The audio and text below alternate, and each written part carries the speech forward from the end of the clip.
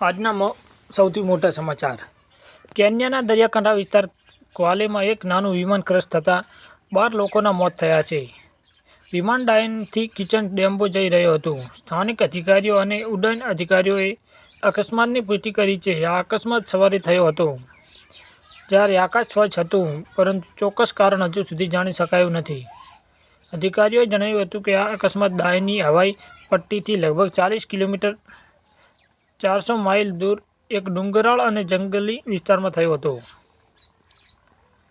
ક્વાલે county commissioner Stephen ઓરડીનીએ જણાવ્યું હતું કે ક્રશ સ્થળ પર બચાવ કામગીરી ચાલી રહી છે અને વધુ વિગતો પાછળથી જાહેર કરવામાં આવશે. મીડિયા અહેવાલો અનુસાર 5YCCA નાનું વિમાન ડાયની એરપોર્ટથી ઉડાન ભરી ગયું હતું. એ 12 મુસાફરોને લઈને જઈ રહેલું ચાર્ટર્ડ ફ્લાઇટ હતી.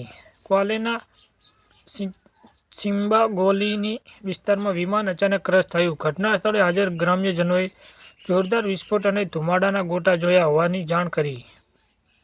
સ્થાનિક લોકો ઘટના સ્થળે દોડી આવ્યા હતા, પરંતુ અત્યાર સુધીમાં બધું નાશ પામ્યું હતું. કેન્યા સિવિલ એવિએશન ઓથોરિટી એક નિવેદન જારી કરી છે કે જણાવ્યું હતું કે વિમાનમાં સવાર તમામ 12 લોકોને મૃત જાહેર કરવામાં આવ્યા છે. કેન્યા એવિએશન ઓથોરિટીના અધિકારીઓએ જણાવ્યું હતું કે સરકાર ટીમ અકસ્માતની તપાસ માટે ઘટના સ્થળે પહોંચી તપાસ એન્જિન નિષ્ફળતા, હવામાન અથવા પાયલટની ભૂલ પર ધ્યાન કેન્દ્રિત કરશે. ક્વાલે કાઉન્ટી કમિશનરે કહ્યું, આ અમારા માટે ખૂબ જ દુઃખદ દિવસ છે. પરિવારને શક્ય તેટલી બધી સહાય પૂરી પાડવામાં આવશે.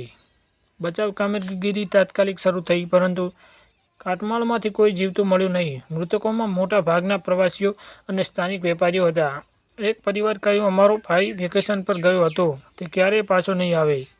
વધુ તપાસ અને શીખેલા પાઠ હજુ સુધી કોઈ સત્તાવાર કારણ જાહેર થયું નથી, પરંતુ નિષ્ણાતો કહે છે કે જાળવણીનો અભાવ નાના વિમાનો સાથે એક મોટી સમસ્યા છે.